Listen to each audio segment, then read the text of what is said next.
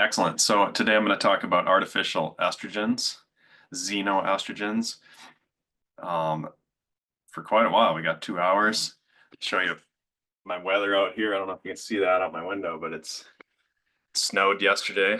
So hopefully you're in a better climate than I am here in Minnesota, South Dakota. But if you're not, stay warm. Let's dive in. So it's important when we talk about estrogen that we don't demonize estrogen. Natural estrogen is very important for our health, for libido, for bone density, for men and women, by the way. So I don't want this to come off as a negative on the topic of estrogen. I want this to come off as a negative on the topic of artificial estrogen chemicals, which I'll explain. Estrogen, the major estrogen, by the way, is estradiol. If you do a blood test for estrogen, a lot of times they're looking at estradiol. But estrogen is neuroprotective. Like I said, it improves bone density. It also is protective against artery plaque. It improves your skin. A lot of people that go through menopause know this because their skin hydration becomes a real problem. So a lot of benefits from estrogen. Again, we're talking about natural estrogen. Now, of course, testosterone, also a lot of health benefits relating to testosterone. So my dad is a medical doctor, and I remember back when he was talking about testosterone increasing heart disease, a lot of doctors were taught that testosterone increases heart disease. A long time ago, they used to teach that because testosterone raises your cholesterol if you take testosterone replacement therapy. They'd never done a study. They just assumed it was going to increase heart disease. They finally did a study with over 80,000 veterans that had low testosterone. They did testosterone replacement therapy, and it actually reduced heart attacks by 25%, and it reduced strokes. So it did the opposite of what they were saying for a lot of years. Now, people recognize this today, but this was breaking news a long time ago, like 10, 20 years ago. Testosterone, of course, improves muscle mass. Is very famous for that. And testosterone replacement therapy has proven this if your testosterone is super low. Most of the studies are done on people that are obese, but there's actual research on people that are not obese, and it improves muscle mass in both groups. And then, of course, bone mineral density. Testosterone is important for that, just like estrogen. It's important for healing. It's protective against Alzheimer's. It's protective in a lot of ways. So you've probably heard a lot of positive things about testosterone. Sometimes you hear negative things about estrogen, but they're both beneficial in a lot of different ways. Now, globally, our bone density has been declining, particularly in the US. And if you compare 1990 to 2019, you see a 111% decrease in bone density just in the US. Obesity, of course, obesity rates are rising. Here's a heat map of obesity rates.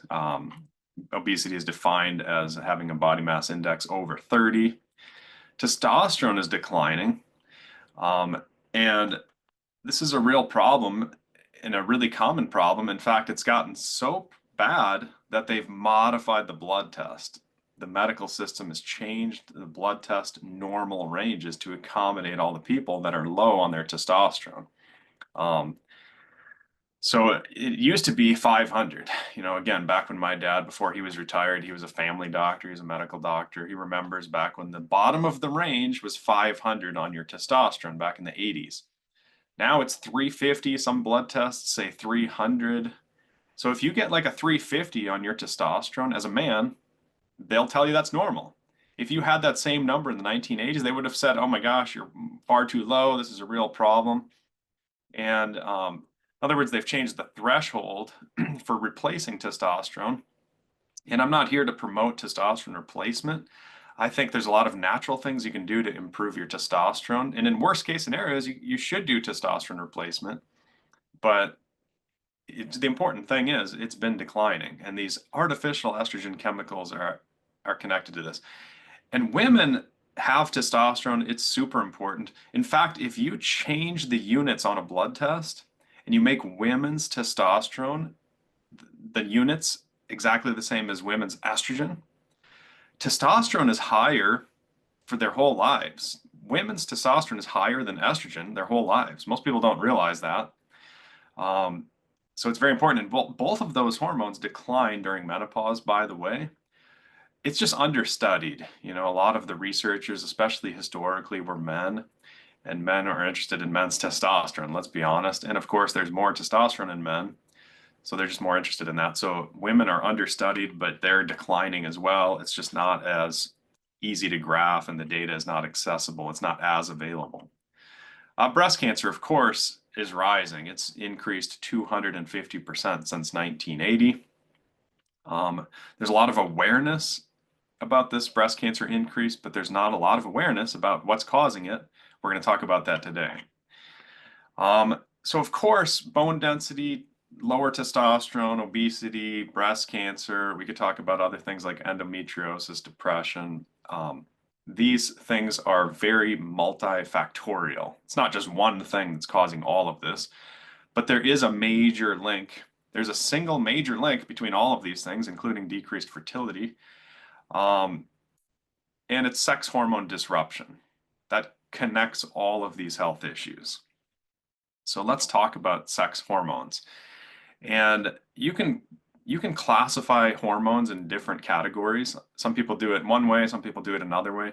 I personally like to break it down into 4 categories, which I put on my screen. Number 1, eicosanoid hormones are hormones that are made from fatty acids. Number 2, protein hormones. You've heard of insulin, right? These types of hormones, these protein hormones, are derived from amino acid chains. They're basically proteins. Number 3, amine hormones. They're derived from single amino acids. So rather than a big chain of amino acids, it's just a single amino acid. And then, of course, the steroid hormones, also known as the sex hormones. I like to call them sex hormones generally because if you say the word steroid, people have negative connotations about steroid abuse and things like that. And of course, as you can see on the screen, steroid hormones or sex hormones are derived from cholesterol. They're made from cholesterol, not LDL and HDL. They're made from the actual cholesterol molecule, which is different than LDL and HDL. So let's talk about disrupting those sex hormones, right? So endocrine disrupting chemicals,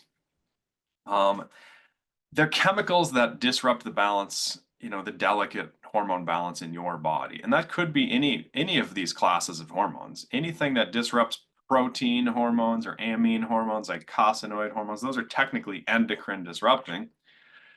And this, specific to the sex hormone disruption, there's a massive burden in the US and globally, to be honest, but it's a massive financial burden because it's disrupting people's health. And there's a researcher named Leo Tresand. He's actually written a book on this also. And the cost per year of these endocrine disrupting chemicals is estimated at 350 billion. We're not talking about millions, we're talking about billions for disease costs. So it's a massive burden. And of course, it's not just a statistic, it's a real problem that people fight with day to day, just with energy issues and hormone issues and fertility issues and on and on. So these sex hormones are really important. They're the main ones that are causing a lot of these disease burdens when we talk about endocrine disrupting chemicals. So when we talk about sex hormones, we're talking about testosterone, we're talking about estrogen, we're talking about progesterone, we're talking about androstenediol, we're talking about DHT, right? We're talking about a lot of different hormones. Why do I pick on estrogen so much? Why do we talk about estrogenics and artificial estrogens? Well, it's because of the receptor. So first of all, there's a number of different estrogens. There's 3 that are super common, and they're listed here: estrone, estriol, estradiol. Estradiol is the most dominant one that most men and women have. So there's a number of different estrogens, just naturally. It's not a fake estrogen. It's a normal, natural thing. We have a bunch of them. So the receptor that binds to these estrogens, it's called promiscuous, especially estrogen receptor alpha.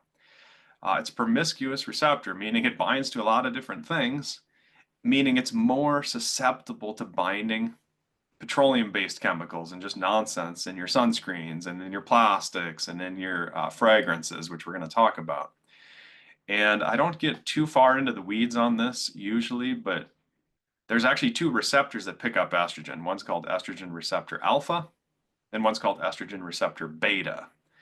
So the alpha one is the troublemaker generally in terms of causing breast cancer and increasing prostate cancer and all kinds of other things. So we might talk on that a little bit. We've definitely got some time, but I just want to point out, like, the estrogen receptor is very promiscuous. It sticks to a lot of things. You don't get that with testosterone. So you don't have testosterone mimicking chemicals. You don't have progesterone mimicking chemicals. Yeah, so that's what I say here on the screen. So these estrogen mimicking chemicals, these artificial estrogen chemicals, number one, they actually bind to the receptor. They stick to estrogen receptors. So they act like estrogen in some cases. Sometimes they block the receptor. Sometimes they activate the receptor. It's very unpredictable. And we're going to talk about a lot of these different cases. They lower testosterone, well documented. You know, phthalates, BPAs, all of these different chemicals, they lower testosterone, but not just testosterone broadly, they lower your total testosterone, the total that's in your body. Like I said, that's that graph that I showed that's declining when we talk about testosterone declining in our culture. But they also lower free testosterone. That's the stuff that's usable in your body. And then they also block binding to the receptor. So testosterone can't do anything in your body, can't have any impact in your body until it binds to a receptor. The analogy I like to use is hockey goalie, you know, because I used to play hockey growing up here in Minnesota. And if you have, you know, like 5 people on the ice and one hockey puck, that's pretty normal. And you get some shots on net, whatever. But it doesn't matter how many shots on net you're getting. What matters is how many goals you're getting. That's what really matters, right? But if you have 20 players on the ice, it doesn't matter if you're not getting any goals. It doesn't matter how many players on the ice you have. Like if you put a piece of plywood in front of the net and you can't score on the hockey goal, you could have 50 players on the ice and everybody's shooting at the net. It doesn't matter. You're not scoring any goals. You're not winning any games. It's irrelevant if you're blocking the receptors. And I actually call this testosterone resistance. Testosterone resistance. If you're blocking the receptor, you're resistant. You know, you've heard of insulin resistance. We're talking about testosterone resistance. So even the blood tests are a little deceptive because you might have normal testosterone, but then, you know, you're blocking binding to the receptor. That's a real problem. And that's hard to quantify, by the way, in research studies. We can do it, but it's hard. And in clinics, nobody's doing that. You have to take biopsies. So let's talk about exposures with these artificial estrogen chemicals. And we're not talking about an occasional exposure like Agent Orange. And by the way, there's dioxins in Agent Orange that mess with your hormones, but you're not being exposed to Agent Orange, hopefully. So what are you being exposed to? Well, there's chemicals in our food. There's sunscreen chemicals. There's fragrance chemicals, and then there's plastic chemicals. So I kind of categorize this in 4 different ways. In my book, I have it as a top 10 list, Estrogeneration. But you can see it's basically the same thing. We've got food chemicals, we've got sunscreen chemicals, we've got fragrance chemicals.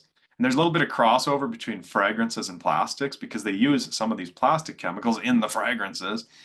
And then artificial birth control chemicals, like, of course, oral contraception is an artificial estrogen, so it's estrogenic. Acts on your estrogen receptor. But we're going to talk about food first, and we're going to start with phytoestrogens, plant estrogens. Then we'll talk about mycoestrogen. That just means mold estrogen, a chemical that mold secretes that acts like estrogen. Of course, we're going to talk about some pesticides and herbicides. So phytoestrogens. A 2006 study, a long time ago, they studied over 100 plant foods. They just did a massive study, just picked as many plants as they could that were commonly eaten. And they looked at phytoestrogen. Phytoestrogen literally just means plant estrogen. And these foods, all of them were under 1,000 units of estrogen, except soy and flax. Right, so broccoli and cabbage and kale and all this stuff. Under 1,000 units, soy and flax were over 100,000 units of phytoestrogen.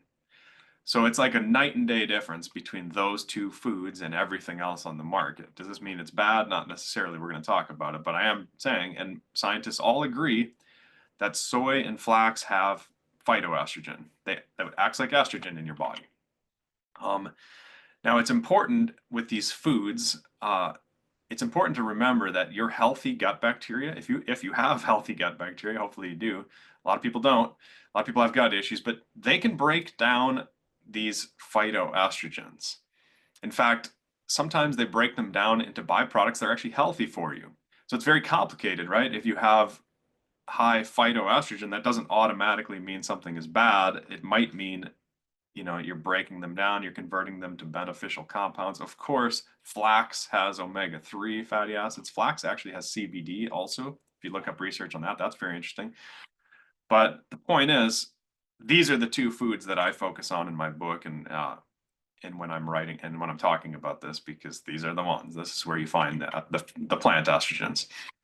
And here they're talking about, I'm going to show you a lot of studies today because I think it's really interesting. And these are just little summaries, and I highlighted the main points here. But flax seed alters estrogen metabolism in postmenopausal women. Because why are they trying this? Why are they doing this? Because they know it acts like estrogen. That let's try it on postmenopausal women. Let's see if we can improve their health. And by the way, flax alters estrogen metabolism to a greater extent than soy. Why are they comparing soy and flax? Of course, it's because these are the things that have the most plant estrogen. And then they're looking at urinary concentrations of 2-hydroxyestrone, and that increased significantly in the flax seed group. What's 2-hydroxyestrone? It's literally a phenomenal estrogen. It's very good for your health. So again, assuming your gut bacteria can change the lignans from flax into 2-hydroxyestrone, it's a good thing. So it's complicated, and I'll talk some more about the complications later. But soy, of course, right? They've done a lot of studies, and they kind of go back and forth on this. Is it good? Is it bad? Is it good? Is it bad? Everybody has a different take on this. But in this case, this study illustrates, and this is 2022, this isn't like some ancient study, but they exposed rats to very high doses of soy isoflavones. What's an isoflavone? That's the chemical in soy that acts like estrogen in our bodies. And we're talking about milligrams of these isoflavones. We're not talking about micrograms or nanograms or whatever. And so when you add a lot of soy to the diet of these rats, or specifically you add the estrogen from soy to the diet of these rats, they actually observed brain changes in mRNA. They actually increased brain expression of the estrogen receptor alpha, which is very interesting. So there's an argument to be made that it changes the way you think. Now, again, we're talking crazy high doses, but you have to extrapolate back and say, okay, if we're exposed to less doses, it's going to have less of an impact, but it's still going to have an impact. Testosterone and estradiol were both reduced in this study. And then they said, and this is an exact quote taken together, these results suggest that pre-pubertal consumption of relevant levels of soy isoflavones disrupt the HPT axis, hypothalamic pituitary axis. So in other words, it's altering the way your body puts out sex hormones. It alters the regulation of your sex hormones. There's a lot of other evidence. Now, here's where it gets tricky with soy, right? First of all, there's 2 receptors for estrogen, and one of them is fairly protective against breast cancer, and one of the receptors is fairly triggering for breast cancer. Estrogen receptor alpha is more triggering, estrogen receptor beta is more protective. So again, there's a lot of depth here, and I don't want to get too far in the weeds, although I'm happy to during questions. But the other thing is, and by the way, before I forget, soy activates both of those receptors. It's not just one or the other. Some studies show it's more activating to the alpha receptor. Some studies show the estrogen in soy activates more the beta receptor, so it's complicated. But the other thing here is our bodies are saturated in estrogens, artificial estrogens. We're going to talk about the plastics later. I mean, you will see that we are very saturated in estrogens. And you know this from a lot of the news now. When I published my book in 2017, nobody was talking about microplastics. Nobody was talking about BPA, phthalates, none of that stuff. I mean, there was a couple people talking about BPA, but that's about it. And certainly nobody was talking about phthalates. Now everybody's talking about it because it's undeniable. And our whole civilization has kind of raised awareness with a lot of this scientific research that's combining all these things. Because the reason I'm combining this stuff, soy, flax, we're going to talk about pesticides, we're going to talk about plastics, we're going to talk about fragrances. The reason I'm looking at all of this, they're all acting the same way. They're all acting on your estrogen receptor. Now imagine that your system is just completely flooded with plastics. And then you add a little bit of soy estrogen. Well, your body's so saturated, you're a 10 out of 10 on your estrogen response. You're not going to get any response from the soy, right? Or you add a little flax, you're not going to see a response from that because your body is just so saturated with the plastics or whatever other estrogens, the fragrances we're going to talk about later, the sunscreen chemicals, which we'll talk about later, that sort of thing. So it's hard to do a study because you don't have a group of people that have zero estrogens, fake estrogens. Our systems are so clogged up with these things. So my general recommendation, at least, especially if you have breast cancer risk genes or if you have low testosterone, things like that, it's like, yeah, be on the safe side, avoid soy and flax. You don't need those in your diet. But that's just my opinion. Again, people will argue that for sure, but nobody argues. Everybody agrees. Soy acts like estrogen. Flax acts like estrogen. Keep that in mind. Now, glyphosate, of course, that's the #1 herbicide in North America, illegal in Europe now. It induces human breast cancer cells via the estrogen receptor. So it acts like estrogen. And they're specifically emphasizing here in this study that they're using a low dose. They're not blasting these, I don't know, rat cells or whatever cells they're studying here. They're not blasting them with glyphosate. They're putting low dose.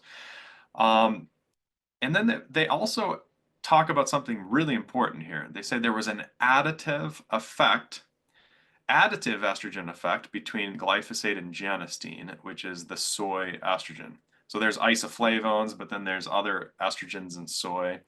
Genistein is one of them. So it's combinatory, meaning 1 + 1 + 1 eventually equals 10. If you have some plastics and you have some birth control and you've got some soy and you've got some fragrance chemicals, they're adding together, right? It's additive. People don't think of it that way. Most scientists don't think of it that way. Most scientists are just looking at one thing. I love that they combined these two things in this study. And they did it here too. This is a study on infant formula and soy milk. And here they're actually going to pretty high doses. They're going to toxic levels of soy isoflavones and things. So this is a little bit unusual. This study is on rats. You're not going to do a study like this on people and overdose them with these estrogens, but they observed endocrine disruption, hormone disruption, specifically by decreasing testosterone. And that was in the soy milk. And of course, it was in the animals that were, with the glyphosate. Sorry, my camera blocking my screen a little bit. But it was if you have a glyphosate group, it decreases testosterone. If you have a soy milk alone group, and then if you added those together, it decreased testosterone even more. So again, this is an additive thing. So that's important, and it kind of messed with their sex organs too, if you understand some of that terminology. Atrazine. So the second most used herbicide in North America after glyphosate, atrazine. Totally illegal in Europe. It's been illegal for a long time. It's mainly sprayed on grains. It's not on fruits and vegetables for the most part. You can see a heat map of where it's a pollutant in the US. It's corn country. It's wheat country. It's, it's the grain. It's the soybean fields, that sort of thing. And this is very common. It's a real problem. It acts like estrogen in our bodies. There's a ton of studies on this. And thankfully, just like glyphosate, you can remove this from your water. This isn't like something you're in trouble if it's not something that's hopeless. You can use activated charcoal filters, and most filters have activated charcoal. Sometimes they call it carbon, and that's kind of a misnomer, but they call it carbon, whatever. It's activated. It's activated charcoal. So almost any water filter is good, and it's super important. I'm a big advocate of filtering water. It's not going to kill you to drink water directly out of your sink. We've killed the viruses. We're really good at killing the bacteria, but we're not good at filtering out these herbicides and pesticides and birth control chemicals and plastic chemicals. Filter your drinking water. This is really interesting here. in 2011, they start this research study by saying atrazine is the most commonly detected pesticide contaminant in groundwater, super common. It really likes to go into the leach all the way down into the water reservoirs. Atrazine is also an endocrine disruptor, like I said. It alters male reproduction. Um, but not only that, it feminizes males. They say it demasculinizes male gonads. It actually physically changes them, especially if you're exposed when women are pregnant or if you're exposed as a fetus in the womb. These effects are strong, consistent across vertebrate classes, meaning it's not just a study on some cells in a dish, right? It's not a study on just rats. They find it across a bunch of different species. You decrease androgen levels. What's androgens? Those are testosterone. Those are male dominant hormones. You reduce all that stuff. We talked about testosterone declining earlier. This is an example of a real life example of how that happens. And then this atrazine has an induction of estrogen, meaning it increases estrogen. So it lowers testosterone and increases estrogen. The other thing that's really interesting here is they did a study with low dose atrazine, not crazy dose. We're not talking toxic levels. And again, I understand when they use toxic levels sometimes why they would do that. But in this case, they're trying to make it relevant to real people that are really exposed in the Midwest. They put it in rats drinking water. So you can't really do a study like this with humans because humans cheat on their diet. If you tell people to eat 2,000 calories every day, you're going to have somebody eating pizza and in the middle of the night and cheating and not reporting it or whatever. But with rats here, you can do these studies where you give them the exact same calories. And the group of rats, they had two groups, same calories, same water, same everything, except one of the groups, they put low dose atrazine in the drinking water. And that group was obese and the other group was lean.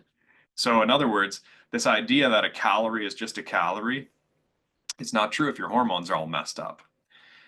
So it's hard to lose weight when your hormones are disrupted, especially your sex hormones, because they're very involved in metabolism and burning sugar out of your blood and burning fats and things like that, metabolism. So that's interesting and really important to understand. Now, if we go back to the different categories here, I want to talk about sunscreens.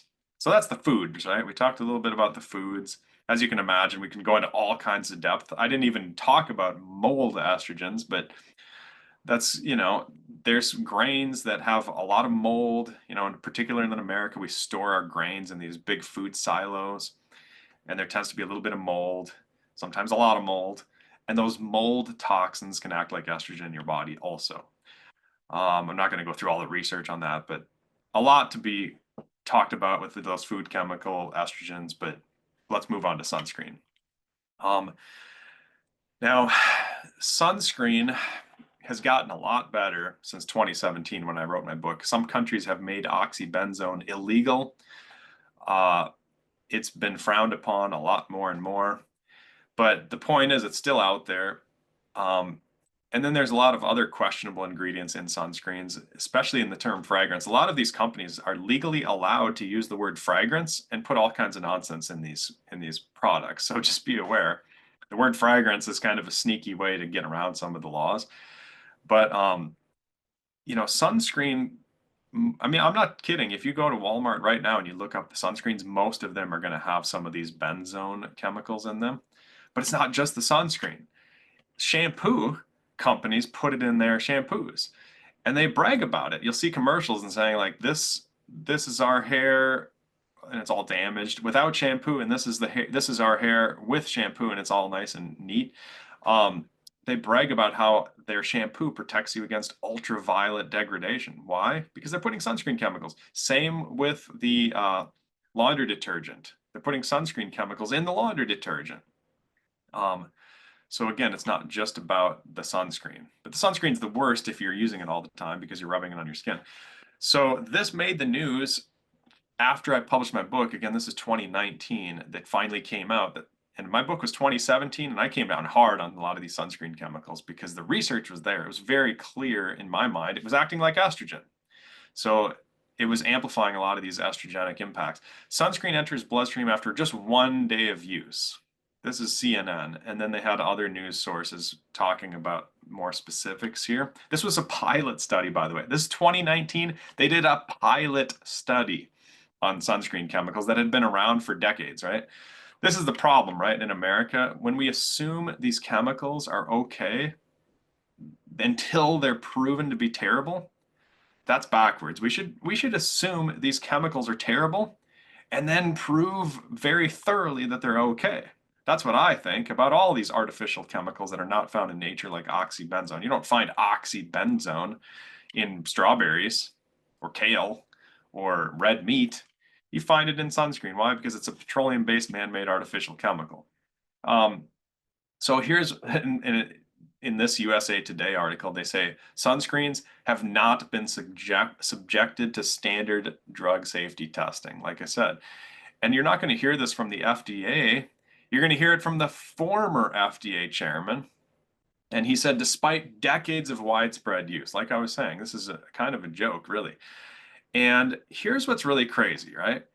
When you do one application of sunscreen, it far exceeds the government safety limits with one application. And then they said 3 ingredients remain in the bloodstream for 7 days. We're talking about rubbing on sunscreen one time, and 7 days later, you've got crazy levels of oxybenzone.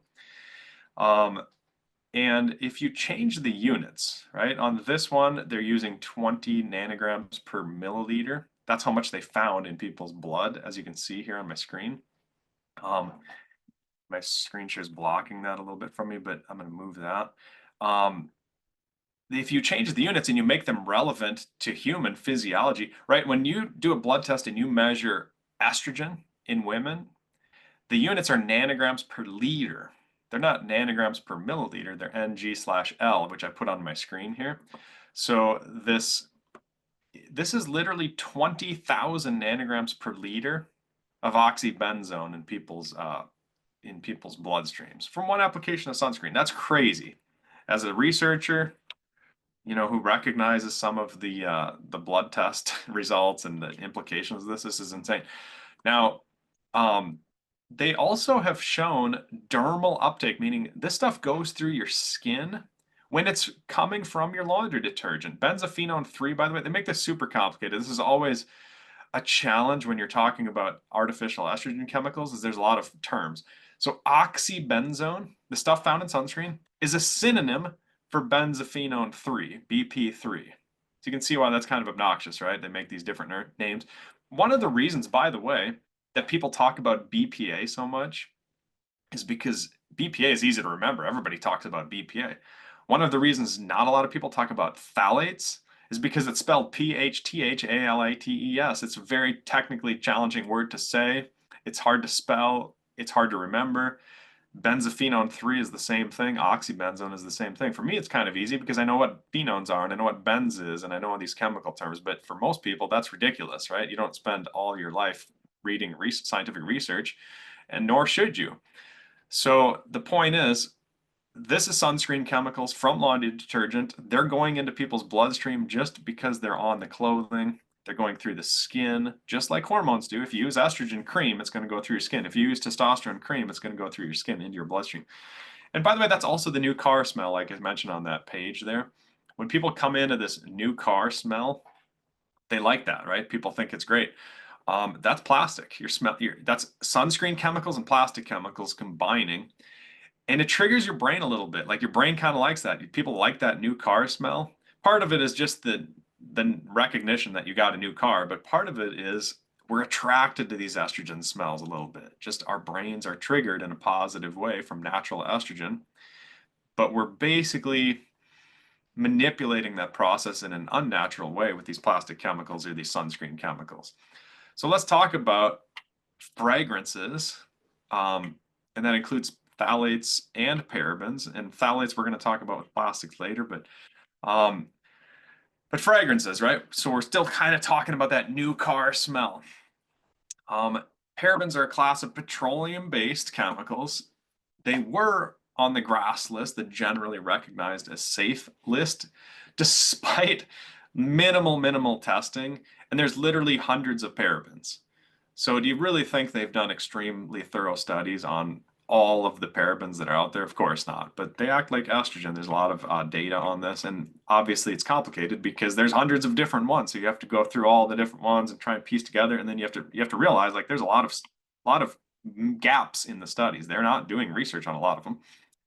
Several parabens are banned in Europe. They're totally legal in the United States. In fact, what's really crazy, I don't think I have this on here, but I write about this in my book. Many of these parabens are illegal in China, and they're still legal in America. Should tell you something, especially if you've ever been to China and you've seen the crazy pollution in some of the rivers and things. They're often hidden in the label. Like I said before, they hide it under the term perfume, and that's legally allowed. And sometimes they don't hide it. Like if you go to the grocery store and you get corn tortillas or whatever, they're sometimes in the foods. They put them in foods, not because they're fragranced, but because they're preservatives. They kill bacteria. By the way, they're probably killing your gut bacteria too, right? They kill bacteria.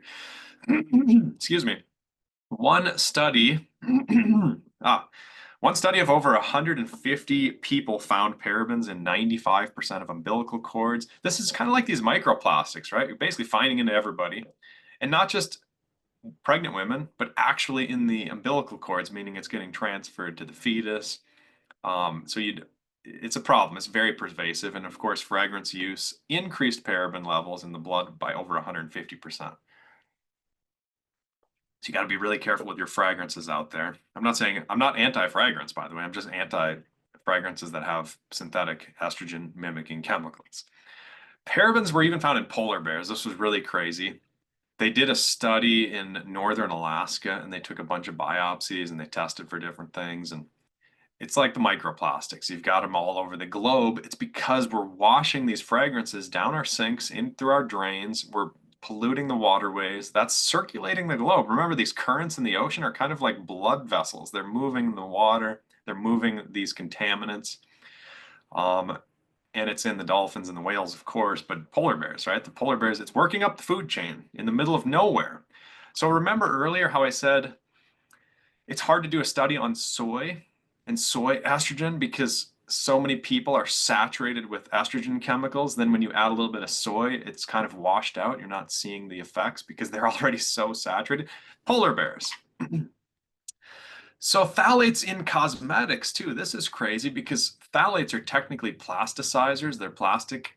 They're used in the production of plastics, but they put them in cosmetics. I've asked chemists about why they're doing this, and they say it's because it's a preservative, of course. It's cheap, of course. It's a filler, but also because it carries fragrance farther through the air. That's what they say. But whatever the thing is, whatever the justification is, they are using phthalates in cosmetics. The FDA, they have a list, a long list, like a massive list. I didn't put all the list on here because it's so massive, but they have a list of all these companies that are putting phthalates in their cosmetics. And it's not an exhaustive list by any means because there's always new products coming out and there's companies that sneak this stuff in and they don't admit to it under the term fragrance. So when you talk about fragrance, you got to remember it's not always going to be on the label. You got to be careful. You want to trust the companies and things. But let's talk about plastics, right? So we're still talking about phthalates, and then we're going to add some stuff about BPA, which you've probably heard of, bisphenols, right? Bisphenol A, bisphenol S, bisphenol F, whatever. But phthalates, just like the parabens, we're not talking about one thing. We're talking about a massive class of chemicals, making it very difficult to research because there's not a lot of funding, not a lot of interest in finding out problems from these chemicals. Not a lot of companies want to sponsor $1 million studies to look at one of these phthalates. So once again, the assumption is that it's safe until they prove that it's bad, and that's reversed. That should be reversed, in my opinion. So they don't just increase estrogen, by the way, they also increase aromatase. If you've ever heard of aromatase, that's an enzyme in your bodies that converts testosterone to estrogen. So they increase your natural levels of estrogen. I already mentioned they're in the personal care products. Just like parabens, when you use lotion and fragrance, you see incredibly high levels of phthalates in people's urine and in their blood and things like that. This one example found that lotion users had 111% higher levels of phthalates in their urine compared to people that didn't use lotion. Why? Because again, cheap filler, preservative, it kills bacteria, so they throw a lot of the stuff in to kill to use it as a preservative. Now, here's where it gets really crazy. I call it a research nightmare. If you have a single phthalate and you spend $1 million to research its safety, the problem is when you're exposed to it, it might look good. It might be like, oh, it's safe, awesome, rock on. The problem is those phthalates can get broken down into our bodies into a whole bunch of different byproducts, and you can see that illustrated here. You got terephthalates and phthalate 4,5-cis dihydriol or hydrodiol. Lots of crazy terminology. Nobody's going to remember any of those words, by the way. But that's what's happening. So now all of a sudden we've got to study each individual byproduct that's broken down from the original phthalate, if we're going to be totally honest, and understand if these chemicals are really messing with our hormones. You see the problem here? So it's a challenge. It's a mess. They're everywhere already. And our hormones are going down. Breast cancer is exploding. Obesity is going up, right? And it's not just calorie counting that's to blame. You know what I mean? Our ancestors for thousands of years weren't counting calories. Um, so they did some studies on, of course, everywhere. You've seen this in the news now with the microplastics, but what's really disturbing is they did some studies on children in child care facilities. And of course, if you've ever been in a professional child care facility, you see plastic all over the floors, plastic toys, plastic, plastic, plastic. And 80% of the children in those tested facilities in California, they exceeded reproductive health benchmarks, meaning it's a big risk for infertility later in their life by the government's own acknowledgement. This is the actual study. They measured 5 phthalate esters. They didn't do hundreds of phthalates. They just measured 5, but that's fine. They're looking at the air because a lot of these plastics, they get, like I say, it's like fragrance, right? They get in the dust and they end up you breathe it in. And of course, children chew on everything, so that's why it's really relevant. They've also done studies on baby mattresses. I wrote about that in my book because they off gas. You smell that plasticky smell. And if you're sleeping right next to that all night long, there's a lot of cancer risks that increase over the course of your lifetime and all kinds of things that they found. But in this case, 82 to 89% of children, they had phthalate exposure estimates exceeding reproductive health benchmarks, and a lot of them had exceeded cancer benchmarks. Now, another thing that's important here, I'm going to back up a minute. When you look at research in toxicology, most people are dosing super high. Remember that soy study where they were giving animals like milligrams of soy estrogen? Milligrams, like a ridiculous amount. They do this all the time. Like when scientists are doing toxicology, they like to give animals outrageous doses and see what happens. Like basically, what's the dose that kills animals? That's classic toxicology. Let's give them a whole bunch of BPA and see what kills them. Let's give rats a whole bunch of phthalates and see what kills them. Let's give rats a whole bunch of parabens and see what kills them. The thing about these chemicals is they're not super toxic. They don't kill the animals. You can give them milligrams of this stuff and the animals will survive. Problem is it messes with their hormones. And hormones are kind of a long game, right? If you lower your testosterone, usually you don't notice an immediate difference. It might take a few years. It might take a few generations sometimes. We're going to talk about that later. But the point is, if you talk to a toxicologist about BPA, a professional toxicologist, literally super well educated, dedicated their life, blah, blah, blah, done lots of research, firsthand research, they're going to say, BPA is fine. You don't need to worry about it because it takes kilogram to kill you or whatever. They're gonna say something like that. That's how they're trained. That's how they think. But it's not about killing you. It's not even about cancer. Although these kids had increased risk of cancer, that's how highly they were exposed. But it's not about cancer. It's about messing up your hormones, and that just slowly erodes your health. Feminization of males, just like atrazine, if you start researching the topic of feminization, and when I'm talking about feminization, I'm talking about just lower testosterone. That's an example of feminization, right? If you take a male with high testosterone and you drop their testosterone, it's becoming more feminized. And that's a scientific term. And I've done a whole bunch of YouTube videos on that. If you just search my name on YouTube, you'll find it. I've talked about BPAs feminizing in plastics and sunscreen chemicals and all this sort of thing. So I get into all the details on my YouTube videos because it's a lot of details that we don't need to go through all all that nuance, but it's a thing. So these plastic chemicals, going back to phthalates, if you have solid foods in plastics, it's not a big deal. They're not leaching into your solid foods. Like if you have peanuts or cashews or almonds in a plastic bag, you probably have a little bit of microplastics, but almost zero. It's not a problem. I wouldn't be worried about that. If you have liquids in a plastic bottle, that's a different discussion. There's a lot of leaching because there's a lot of molecular movement, a lot of sloshing. So that's a bigger concern. I'd be very cautious about that on the topic of phthalates and especially oils, right? Because these chemicals, they're called hydrophobic. They float on water. You know, if you put olive oil in a glass of water, it floats on water.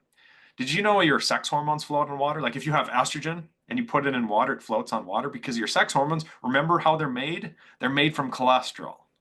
Remember, your testosterone is made from cholesterol. Your estrogen is made from cholesterol. Your progesterone is made from cholesterol. Cholesterol floats on water. If you've got a bunch of butter and you put it in water, it floats on water. And butter is really high in cholesterol. So they're kind of oily. And if you really want to extract a bunch of BPA out of your plastic or phthalates out of your plastic or BPS or parabens or whatever out of your plastics, put them in oils, like olive oil or something, and they'll really extract. There's a lot more leaching in oils, liquid oils. So you got to be really careful for that. So a lot of these studies that say, oh, olive oil is bad, and then you get another study that says olive oil is good, and then you get a study that says coconut oil is bad, and then you get a study that says coconut is good. It's a mess out there. It's hard to distinguish. Why? Because a lot of times you're studying all the estrogen that you're leaching into the oils. You're not actually studying the olive oil anymore.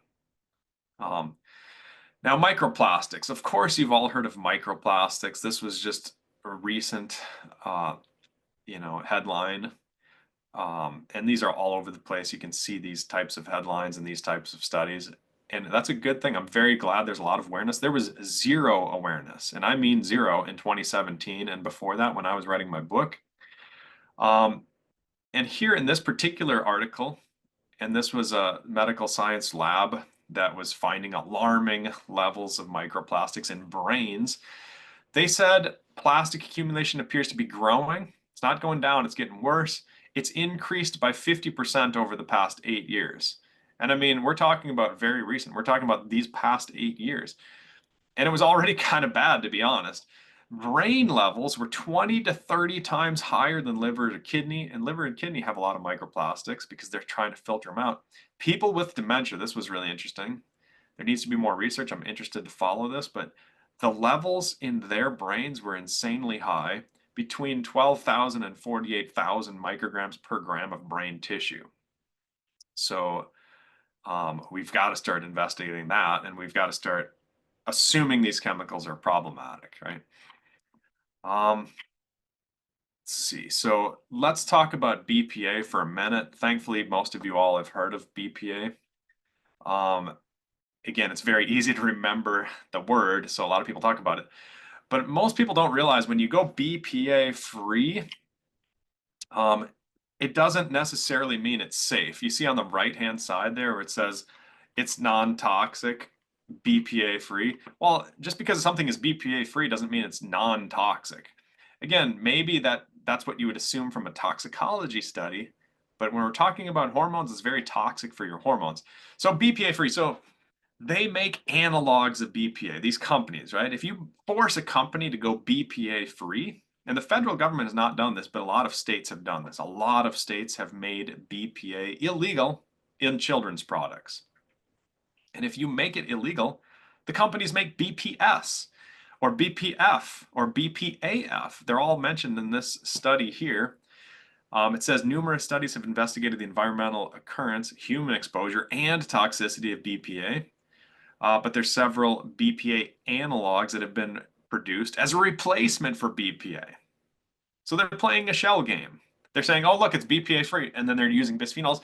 Are those okay? What about BPS? Is that okay? If you remove the BPA and then you put BPS, is that okay? It says many analogs exhibit endocrine disrupting effects, cytotoxicity, actual toxicity, genotoxicity, meaning it's damaging to your DNA, reproductive toxicity, dioxin-like effects. What is that? That's Agent Orange.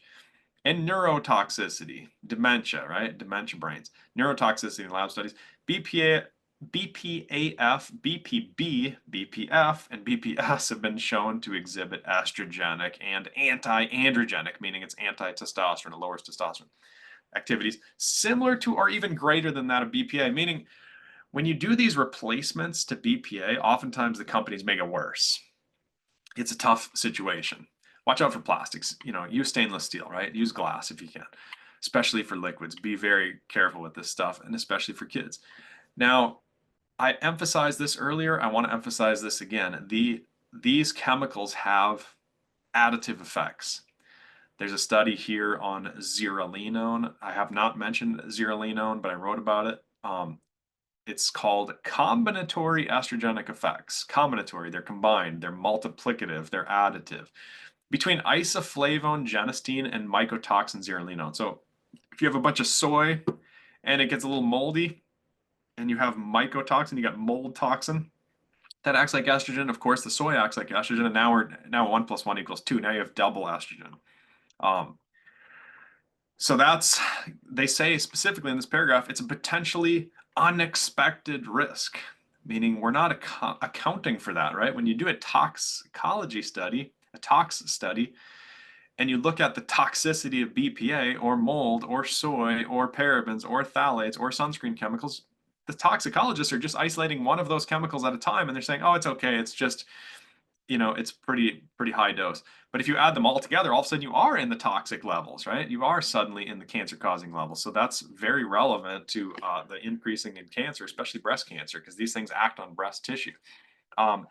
Another study on the other side of your screen, differential estrogen actions from BPA, BPAF, zearalenone, that's the mold estrogen. Estrogen receptors alpha and beta are mentioned. Remember, we have 2 estrogen receptors, and they're very promiscuous. That's what I started by talking about at the very beginning. So yeah, you get the idea. They're additive, right? Let's see, I guess. There we go. And then they bioaccumulate. This is really crazy. You saw this with the microplastics building up in people's brain and their liver and the kidneys and things like this. This is making headlines. People are becoming aware. They store in your fat, right? That's why they're finding microplastics in polar bears and phthalates in polar bears. And remember, one of the fattiest organs in your entire body, your brain, right? So they add together, they accumulate. If you have microplastics, they break down further into phthalates, so it's difficult to assess the burden that these things are causing to our bodies. And by the way, you probably didn't know this, but scientists have done atomic bomb studies, people that were exposed to atomic bombs. And the average lifespan of a fat cell is 1.5 years. And they found a lot of fat cells that are 10 years. They survive in your body for 10 years. This is the actual study, because you probably won't even believe me if I don't show you the study. Above ground atomic bomb tests on adipocyte lipids. We report that during the average 10-year lifespan of a human adipocyte, triglycerides are renewed 6 times. So meaning the fats are turned over every 1.5 years inside the fat cells. But the fat cells' average lifespan is like 10 years. And again, the fats inside turn over a little more often. But again, we're talking about a very long-term thing here. Just with our own bodies, if we're exposed to a lot of these things, and a lot of people are. Now let's go even bigger long-term. Let's go even longer term. Let's go even bigger picture. Let's talk about epigenetics. And epigenetics just means marks on your DNA. It's not the DNA, it's marks on the DNA. Of course, DNA is inherited, but what's interesting about epigenetics is the marks are also inherited. You can pass on changes. You're not having DNA mutations, but you have marks on your DNA that you pass on to future generations. They discovered these a long time ago. I think it was the 1940s, when they had famines, from World War II, and surviving mothers had smaller babies. I mean, they were starving, and that's expected. But then when those children grew up and had babies, those children were smaller. So it was subsequent generations, and that's a short time scale, meaning those were not genetic changes, but they were epigenetics, and that's how they discovered it.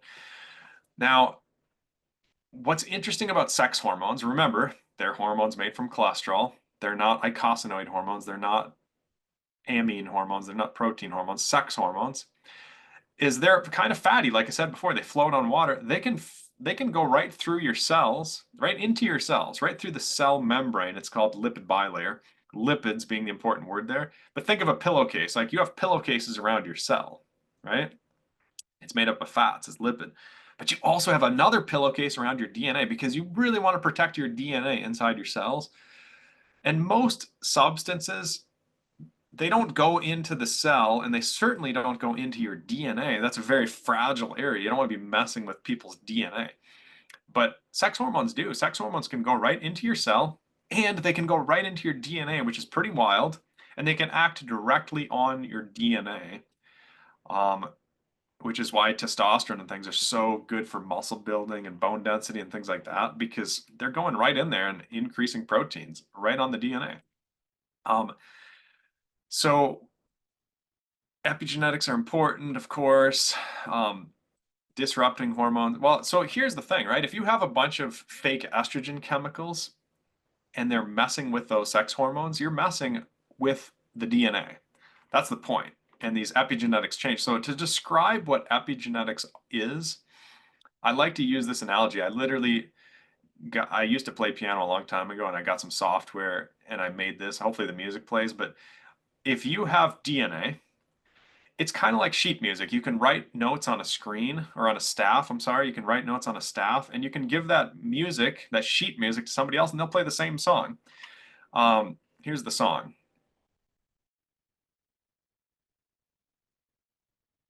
You get the idea, right? And the volume's kind of quiet, but it was basically playing Puff the Magic Dragon.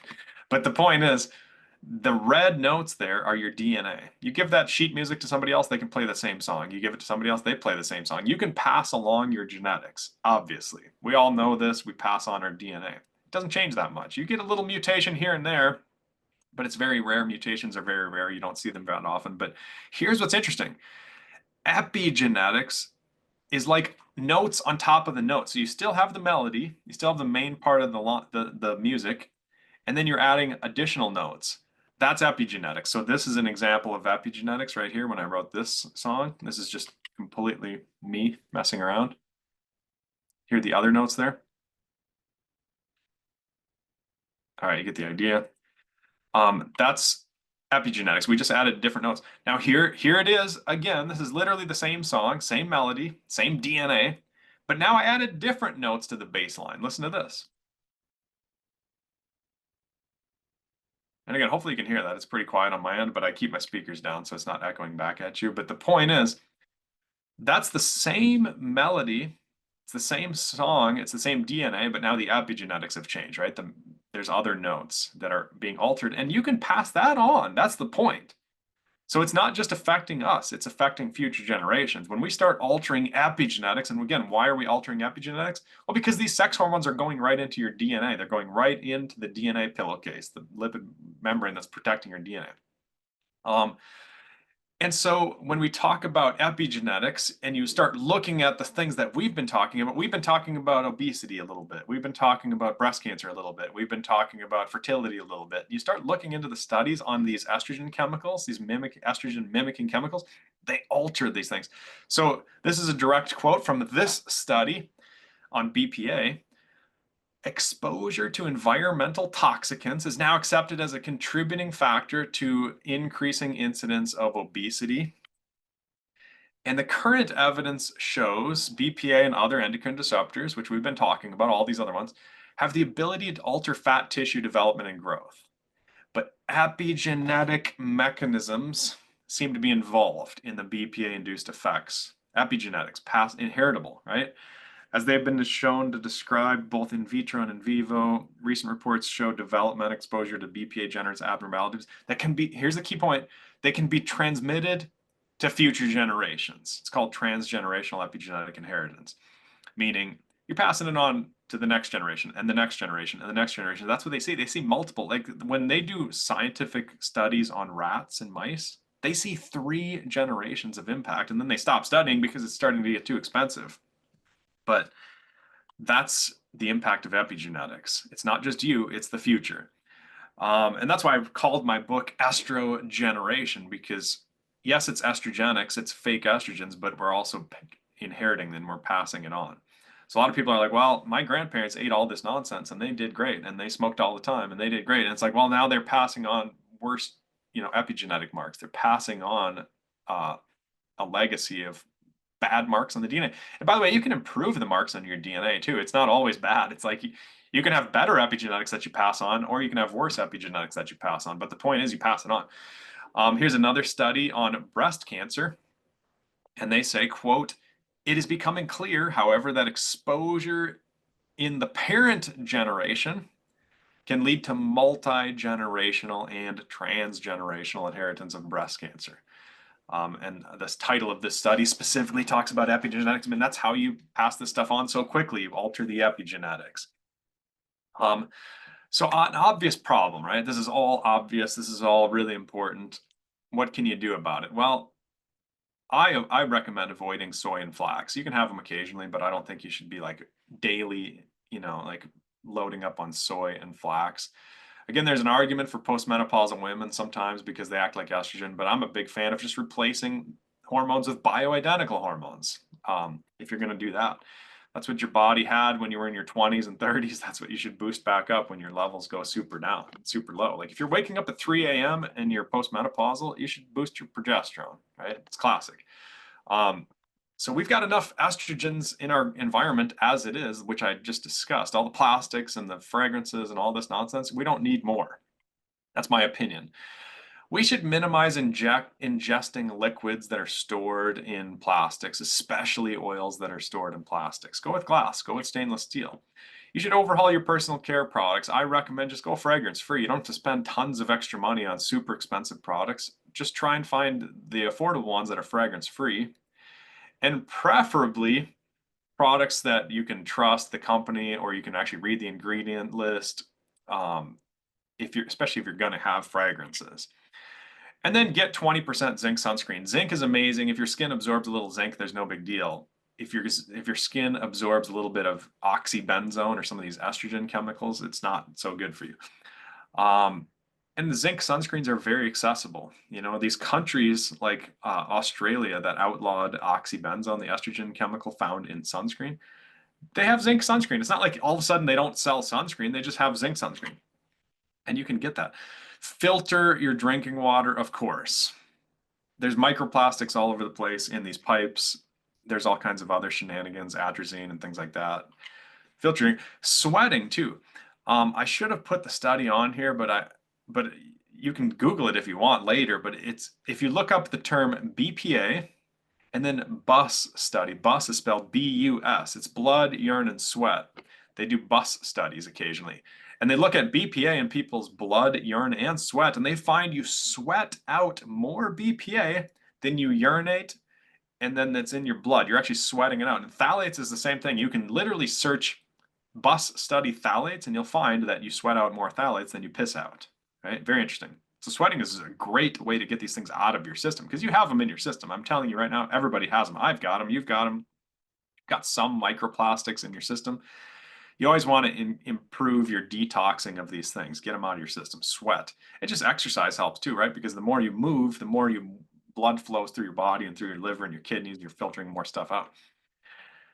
Now, I used to recommend avoiding aluminum cans because they put plastic linings in these cans. People think of them as aluminum, but they're not aluminum. They're actually lined with plastic. But the good news is they've done a bunch of third-party testing, and they find like these, like Polar Springs was the #1 company. They had 0 phthalates and 0 BPAs and things. They were really clean. I was very impressed. I was surprised, honestly, because I usually am kind of pessimistic about what's going to happen when they do these studies. But most of the these sparkling waters, these 0-calorie sparkling waters, they didn't have any phthalates and they didn't have any BPA. So that's a really positive thing.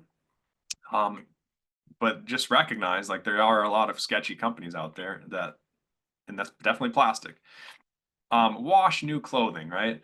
when you have new clothing, it has a weird smell to it. A lot of those are sketchy chemicals, they're fire retardants and things like that. And we don't need to get into all the details, but wash your clothes. And the other thing is polyester. The word polyester stands for polyethylene terephthalate. They call it polyester so you remember what it's called, but it's technically a phthalate containing chemical. And I don't like to wear phthalates, especially for underwear, especially for bed sheets and pillowcases. You don't want to be sleeping all night on something that's off gassing a little bit of phthalates all the time. And again, is it toxic? No. Is it going to slowly disrupt your hormones? Probably. Uh, is it going to saturate your body with a bunch of these things? Yeah, of course. Stainless steel, right? Stainless steel drinking bottles are amazing. Travel with those, especially when you go to the airport. And then this paper cup thing is complete nonsense when you go to these coffee shops. Sure, if you're traveling once in a while, it's no big deal. But if you're doing this all the time, every day, you're going to Starbucks or whatever, and you're getting these plastic paper cups, those are lined with BPA. Not a lot of people talk about it. So try not to use that. And of course, coffee makers too, a lot of times are running hot water through plastic. So I appreciate your time today. I really do. I hope that helps you to kind of understand the big picture here and where I'm coming from. And hopefully it has some cultural impact. And now I guess we can open it up for questions. Sorry, you caught me a little off guard there. So, thank you so much for that really great presentation. And if you can tell everyone where they can find your books and get in contact with you and follow your work, that'd be great. Yeah, sure. Well, it's on the screen Okay, here. perfect. Yeah. Yeah. All So right. yeah, can you still hear me? Yes, I can still hear you. All right, Yeah, perfect. perfect. So, um, very informative and scary presentations as like learning this stuff can definitely be overwhelming, especially when you're hearing not just this topic, but on multiple topics, how there's different areas on health that are that are very challenging. So if you had to choose like the top three things that you can do, what would that be to at first to detoxify yourself? Is it just the sweating? Is there other things that we can do? Well, yeah, the detox.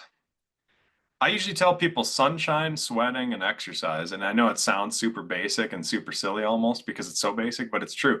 I mean, exercise just moves more blood through your body.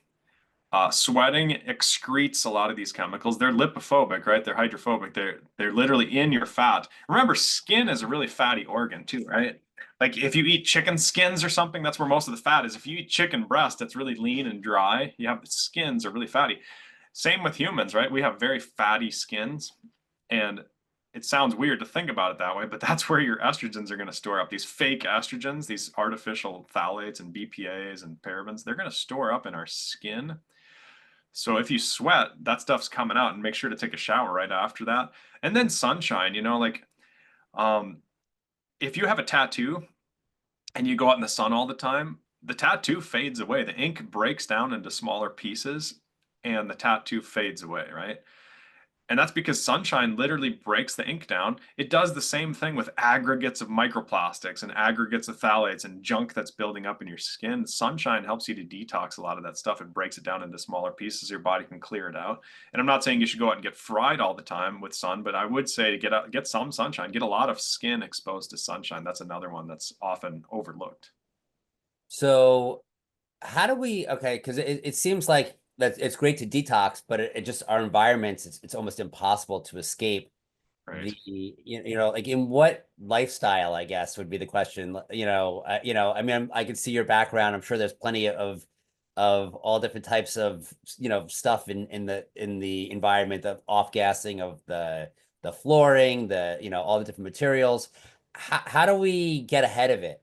Right? Not just so we have to detox, obviously, but Yeah. what do you do in your daily life to mitigate the risks of the impact? Well, I filter my water for sure, right? And I think everybody should. And a lot of people do, thankfully. Um, I am very careful with personal care products. I think personal care is one of the biggest hot button areas where people are just loading themselves up with estrogens and not even realizing it.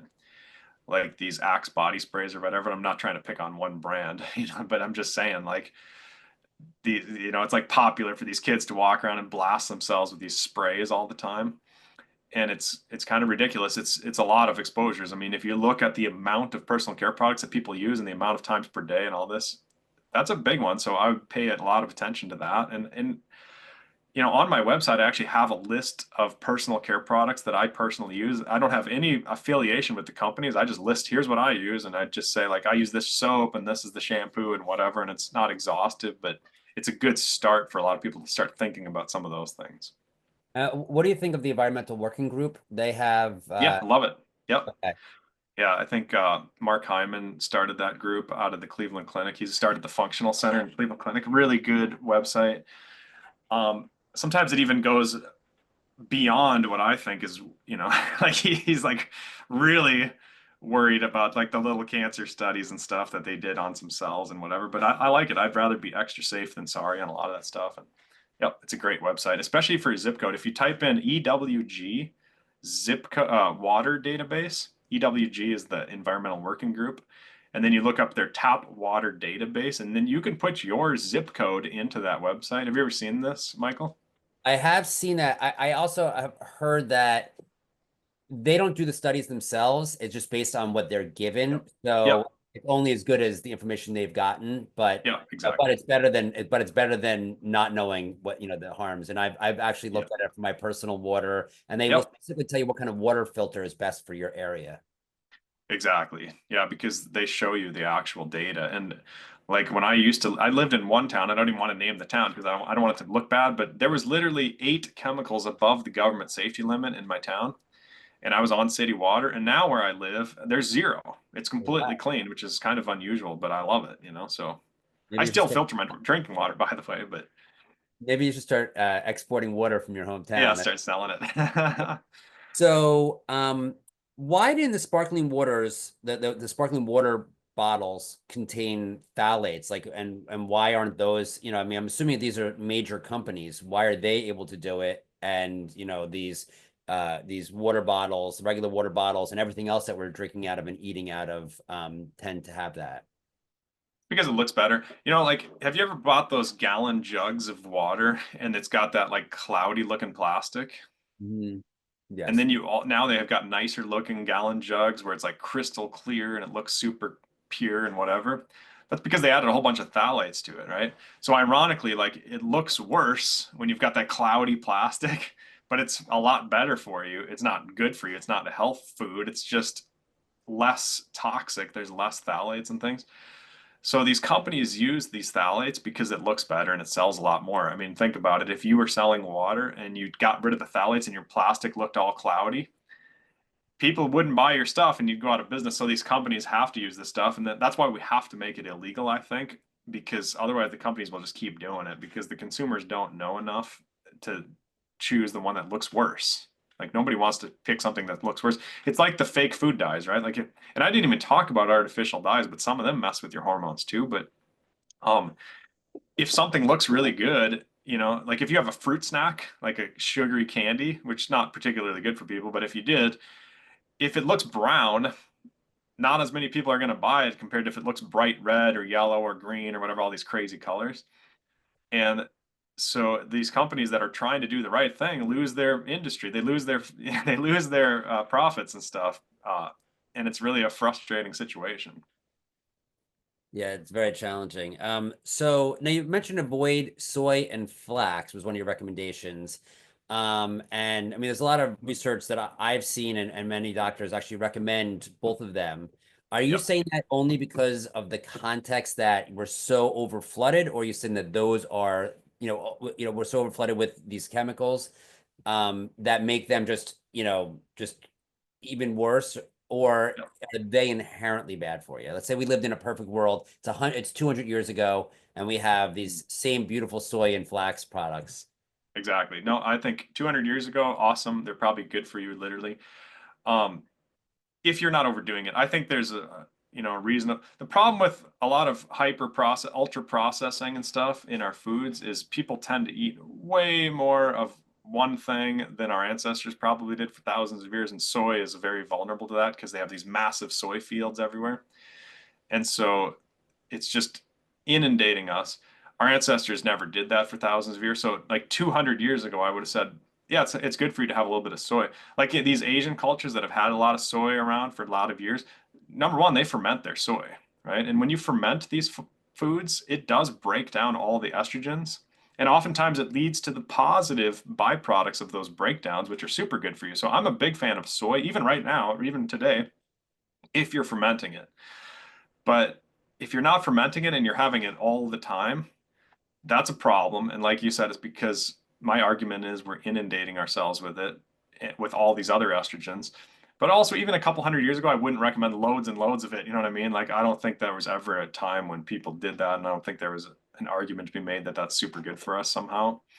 Again, like the one argument that jumps out at me is the postmenopausal women, because you kind of want to boost your hormones when they drop off the cliff. But I'm a fan of just using natural bioidentical hormones to do that. Okay. And so things like tempeh and tofu, they're both fermented They're and great. They're things that phenomenal. Yeah. you can As eat long them. as they're actually, yeah, exactly. As long as they're naturally fermented. The problem, again, it goes back to our food system and our culture. We oftentimes shortcut the process and make tempeh, and then it's not really tempeh because they're not really fermenting it. Most companies do ferment it, but I'm just saying, like, there's a lot of shortcuts with soy sauce and things like that where they're not actually doing what they're supposed to do, which is ferment the thing. But yeah, if it's fermented, I'm a huge fan. All right, great. I'm just thinking how my tempeh is wrapped in plastic. The Exactly. packaging.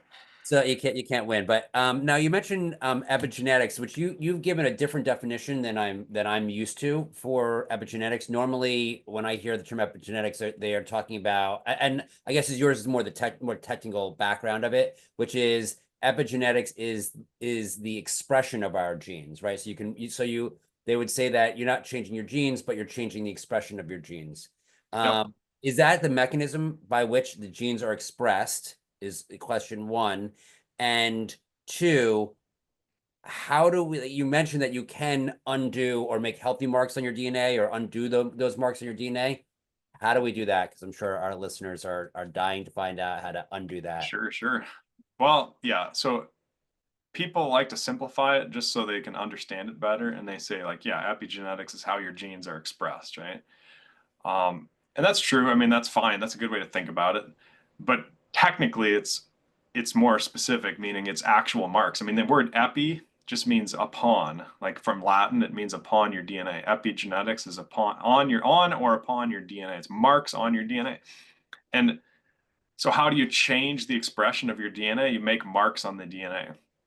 And our DNA, it's complicated, right? Because it has these things called promoters. So when you have genes, that are making proteins that are ultimately leading to proteins being made, the very beginning of it is called a promoter. It's kind of like, how like at your house you have a driveway and then that goes out onto the highway or whatever. Your genes have these little driveways, they have these little promoters, and proteins can stick to those promoters and then get you out on the highway. They can then make a protein. And if your promoter is being blocked by epigenetic marks, then you don't go down the driveway, right? You got a roadblock on your driveway, you can't get out. And then you lift up that roadblock and then you can get out on the highway. So that's basically what, if you want to think about proteins like that, you know, you got all these roadblocks on all these driveways. That's epigenetics. That's actual marks. They're physical things, right? They're actual chemistry. It's, ubiquitinations and summolations and methylations and acetylations. They're technical terms, but they're actual chemical marks. Again, think of it as a roadblock on your driveway. Your cells can take those roadblocks off. Boom, you make proteins, right? Technically, you make mRNA and then you make proteins. But the point is, downstream, the whole point is to make the proteins. It's not to make the mRNA. Generally, the point is to make proteins. But so yes, that's the practical effect of epigenetics. Is ultimately leads to gene expression, and gene expression means you're making proteins, right? That's basically when people say, oh, it changes the gene expression. What they mean is it changes the way your body makes proteins. And again, that's kind of technical for most people to get, but it's physical marks on your DNA. You can quantify those marks, by the way, which is pretty cool. The problem is they change all the time, right? So it's hard to measure them. It's hard to do a scientific study and look at epigenetics. I've done it. I did it at Mayo Clinic for 3 years, 3 straight years. That's all I did. And it's challenging because they're changing all the time. And again, they're positive and negative. And how do you improve them in a positive way? You improve your hormones, right? It's almost always the sex hormones that alter it's kind of like if you have a scratch on your CD, remember back when you used CDs, I mean, those are really hard to reverse. The sex hormones, meaning testosterone, estrogen, progesterone, DHT, DHEA, whatever, those are really good at erasing those scratches. So I would focus on those. If you're doing blood tests, focus on hormones. And you don't want to be in the normal range because again, we talked about normal being suboptimal a lot of times. They've modified these normal ranges on the blood test. You want to be optimal. If you're not sure what that means, you just want to be on the high end of the normal range, right? I don't want people to be obscenely high and way over the normal and like be juicing on steroids and all that. Obviously, that's damaging to your body in different ways. But if you're unsure of what's an optimal range for your sex hormones, generally, not always true, but generally, you want to be on the high end of normal. Just keep it simple. Okay. But now, so what are the things that we can do in our everyday lives to remove the scratch on the CD Yeah, or improve your hormones. yeah, or unblock the driveway or whatever the analogy was. Yeah, well, the number one, check them on a blood test. Most people don't. Like for men, I'm a huge advocate of like check your testosterone. For women, I'm a fan of check your testosterone also, and check your progesterone, check your estrogen, kind of get a sense of where your body is. Because if you don't need to improve, then you don't need to improve. But a lot of people need to improve. And then number two, it's important to remember almost everything that improves your health improves your testosterone for men and women. Like if you get terrible sleep, your testosterone goes down. If you never exercise, your testosterone goes down. If you have vitamin deficiencies or mineral deficiencies or whatever, your testosterone goes down, right? Almost everything that in sunshine improves your testosterone, exercise, sleep, like basic stuff. I don't want to give people like a list of supplements that they go and buy and all that. Generally, it's pretty basic. In some cases, it's more advanced, and that's why I do genetic consulting because I look at people's SHBG genes and things like that to make if you're making too much sex hormone binding globulin. SHBG is the thing that transports our hormones around our body, right? Our sex hormones, the ones that are made from cholesterol. That's like the taxi for sex hormones. So if you have some genetic issues with that, you might need boron supplements or zinc supplements or whatever. Like there's a lot of nuance here. But I don't want to get into like individual people's needs. I want to just give people generally what works for most people. And then the individual variation is obviously important, but I do that as a consulting because it's hard you have to look at people's blood work, you have to look at their genetics, you have to look at what drugs are they on, what's their exercise, what's their goals, what's their age, you know what I mean? There's a lot of variabilities. And with regard to removing those marks, and because you were talking about how it can get passed on, which I think is the most disturbing thing. Mm-hmm. And I think initially, and maybe this has changed in the way it's taught, in the last 20, 30 years, but when I was taught about DNA, years and years ago, it made it sound like it was immutable, right? You had your DNA, you were born with it, you passed on your DNA, and now it sounds like, based on what you're saying, you're passing on the impacted DNA that, this marked DNA. Yep. So okay. And so the same things that would help us as individuals, I guess, would help with regard to what we pass on. Exactly, pretty much everything, right? And that's the thing about epigenetics that's so interesting. Like when I used to do epigenetic sequencing, and there's a number of different ways to do it, and we don't have to get into all the crazy technical stuff about it, but it's amazing how fast it changes, right? It's frustrating almost because you want to develop, like, of course, these drug companies that are sponsoring the research and even the academics, they're mostly interested in patenting a product and developing something for consumers and labs and clinics. And when you're studying epigenetics, it's changing so much that you're like, well, how are we going to pin down like the marks that we need to look at because it's changing all the time, you know what I mean? And so, it's really and somebody's asking about the studies that we use to determine what DNA marks and stuff. It's in my book, right? The reason there's a whole bunch of graphs and charts and stuff I didn't talk about today, but especially the inheritance and the infertility is the problem, right? Because subsequent generations in animal studies particularly become infertile worse and worse and worse in future generations. So it's not just about our health, it's also about our fertility and the ability to pass on genetics. But at least the DNA doesn't change. That's why I like to do genetic consulting with like the Ancestry DNA or MyHeritage or 23andMe DNA type stuff because first of all, 23andMe, before they went bankrupt, I mean, they were sequencing 700,000 SNPs, and Ancestry.com does the same, and MyHeritage does the same, and MyHappyGenes does the same. All those companies use the same third-party testing company. It's called Illumina. But the point is, when you have 700,000 SNPs, that's DNA. That doesn't change. It's not the whole picture of your health because epigenetics is a huge important aspect. I would say it's like a 50-50. It's like your DNA is 50%, your epigenetics is 50%. You have to work on both of those things and understand both of those things to understand what to do optimally for individual health. But it's tricky. It's a moving target, epigenetics. What are the clinical symptoms that we should look for to, maybe realize that we are, obviously we're all inundated with all these chemicals, but what we're actually being impacted physically in a clinical way? Yeah, I would say hormones, mostly hormones on your blood tests and things. There's technically a test now they developed. It's a new thing, but it's from Mosaic Diagnostics. They can measure the endocrine disrupting chemicals in your blood, like how much BPA and phthalates and things. And those were challenging because number one, nobody was motivated to do it until recently. And nobody was, saying it was a problem and things. Again, like a lot of the professional scientists, the toxicologists are saying, oh, it's okay, it's not a problem. It's not toxic, so it's not a problem. It's not killing people, so it's not a problem. It's causing a lot of hormone problems, but they were saying, oh, they were just ignoring that. Because toxicology is looking for toxic levels, right? Like I said, but the Mosaic Diagnostics has an awesome test if people want to do that, if they want to get to that level.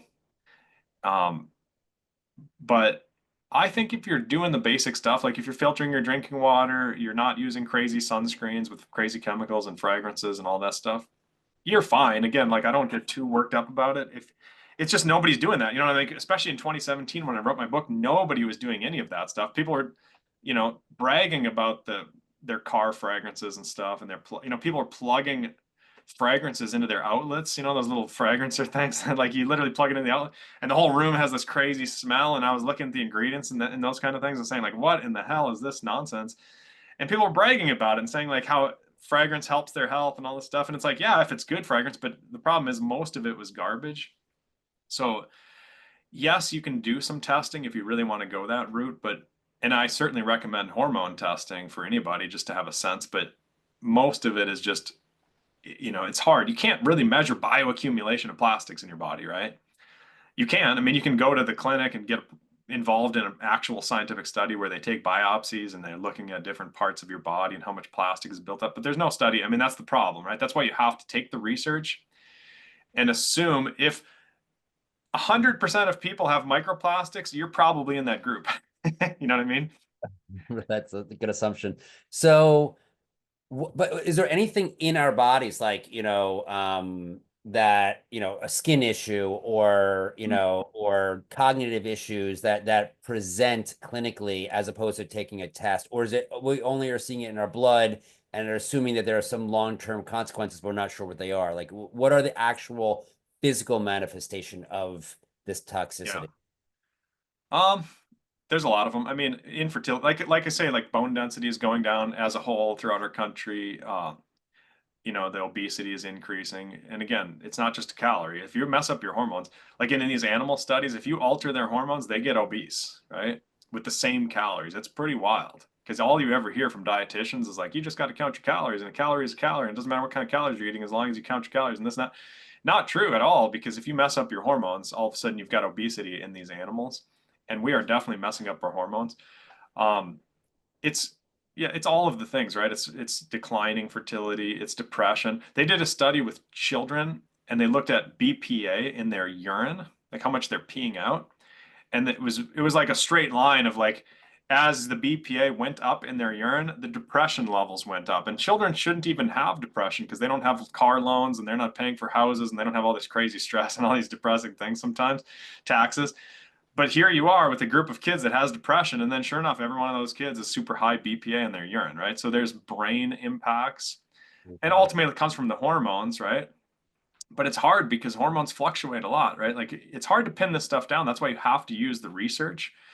Because if the research shows that everybody is inundated with these chemicals, they're additive, they're accumulating in our bodies, and they're causing depression, obesity, bone density issues, on and on and on, pretty much anything that's related to sex hormone disruption, well, then you're going to have to extrapolate that that's relevant to any individual health. But yeah, it's not causing, that's almost the problem, right? The problem is it doesn't cause a headache. You know what I mean? Like the problem is it doesn't cause a rash or something. So people are like, oh, it's fine because it didn't get a headache when when I drank out of plastics, or I didn't get a rash. The problem is for humans want something that's immediately noticeable, right? Like it's just the way our brains are wired. We want to see some immediate reaction. Otherwise, we're just going to assume it's fine. That's what our ancestors did for thousands of years, and it worked for them. Because if they ate some poison ivy or something, or they touched poison ivy, they got a rash. If they ate some kind of poisonous seed or something, they probably puked. And that's how our brains are kind of wired. But now, all of a sudden, we're pulling up like trillions of gallons of oil and we're converting it into all these weird chemicals and making plastics that have never before been seen by our ancestors for thousands of years. And then we're like, oh, look, it doesn't hurt me because you're not getting a rash from it.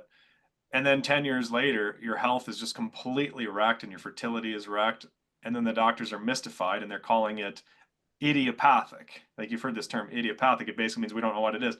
Well, yeah, we kind of know what it is, but it's accumulation of a lot of different aspects that our modern society has that we never had as in our ancestral history. It sounds very analogous to smoking. You know, people, young smokers will be like, I'm fine, I don't feel Yep. it. Yeah. And, Yeah. it doesn't show Good up. point. I've been smoking for 50 years. I still don't have anything until they do. So, Yeah. what about alternatives? So, my son is obsessed with, these scents and those exact plug-in things that you're talking about. For a home fragrance, for example, what would be something that people can use that want to freshen up their home that isn't toxic? Oh, essential oils are good. I mean, there's actual products that they sell for diffusing essential oils and things like that, and I'm a big fan. Like I have a diffuser, and um, if it's something coming, I mean, plants have healing properties, right? Like there's a lot of positive things that are coming from plant compounds that our ancestors probably knew more about than we do. I have a medical doctor friend from China. He's an MD and a PhD from China, but he worked at Mayo Clinic when I was there, and I took him deer hunting one time and stuff because he'd never been hunting. He never shot a gun because guns are illegal in China and all this sort of thing. So it was pretty fun.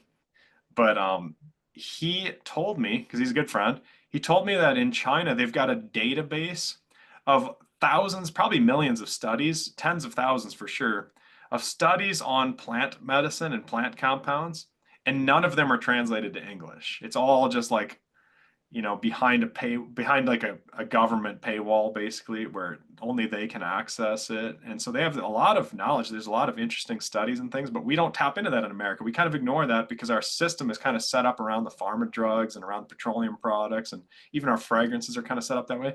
Meaning there's probably a ton of untapped knowledge on all these essential oils and these fragrances that are super good for us, and then these companies are just making the cheapest possible alternatives with the cheapest possible ingredients that are very sketchy and problematic. So I think if you can trust the company and the fragrance, it's probably good. It might actually straight up be healthy for you in certain ways that are really unique. Great, thank you. Along the same lines as a replacement, you said avoid polyester sheets and underwear. What are things, people love like the stretchiness and all that Yep. kind of stuff. Yep. I don't know if you've worked out substitutes or have anything like that on your website.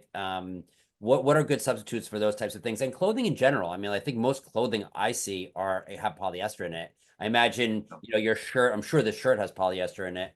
Mine doesn't. This You're one's gonna pure come cotton. back and have no shirt on later, audience. Just Well, know why. it's a long game, right? Yeah, Wh- you're playing the long game because your health is the long game. But this is cotton. This is 100% cotton. You have to buy them a little bit more often. These undershirts and stuff, if they're cotton versus polyester, because they kind of degrade a little bit more. But that's a plant. Cotton is a plant. They grow it down south in America.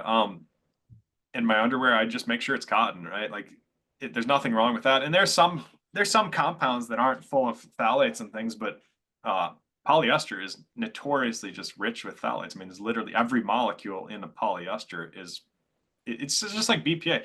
What's funny? Did you know BPA? I didn't mention this, but BPA was invented as birth control in the 1930s. There was a scientist named Charles Edward Dodds, and he created this compound called diethylstilbestrol, DES, DES.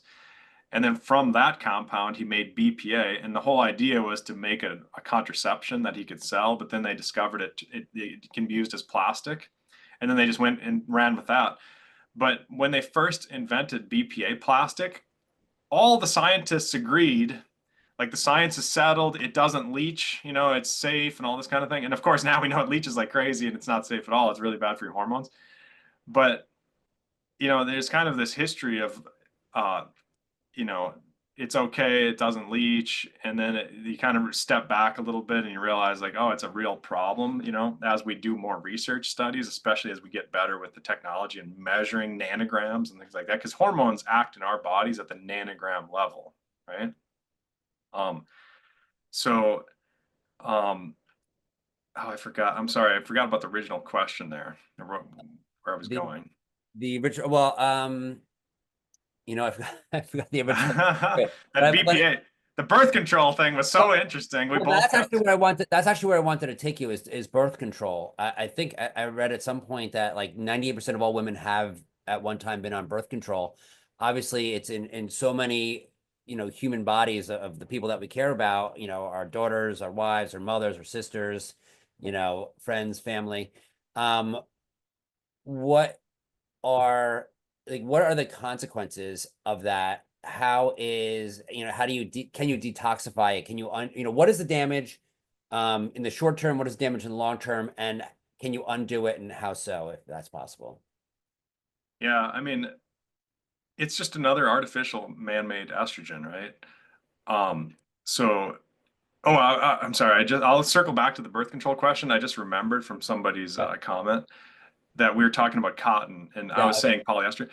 Like I was gonna relate the BPA, or the BPA was invented as birth control, and then they made it into plastic, and they were like, it's okay, it doesn't leach, it's totally safe, everybody's fine with BPA. You can have loads of BPA, it's fine. And then all of a sudden now it's like, oh my gosh, BPA is really bad. Polyester is the same thing, where it's like, oh, it's fine, it's just polyester, it's no big deal, it's real stretchy, it breathes really well when you wear it. And then the research is slowly coming out and saying like, oh my gosh, it's full of phthalates, because BPA it's not a monomer, it's a chain of BPAs. The way they argued this a long time ago is they said, it's okay, BPA doesn't leach because it's all linked together. You know what I mean? It's not a monomer, it's a polymer, meaning like all the chemistry is linked together. It's not like a single sugar, it's like a chain of sugars. It's a chain of BPAs. So they said it's okay, it doesn't leach. And they're doing the same darn thing with polyester. It's such a pattern that you see. It's like, oh, the science is settled, it's totally safe. It's a chain of polyester molecules, so they're not going to leach. And then you start looking at sweat data and stuff, and it's like all over, we're just leaching in it. But our bodies are so saturated with microplastics as it is, it's hard to pick it up on tests, because it's like, is it the polyester, or are we just having tons of plastics from our liquids and all this other stuff?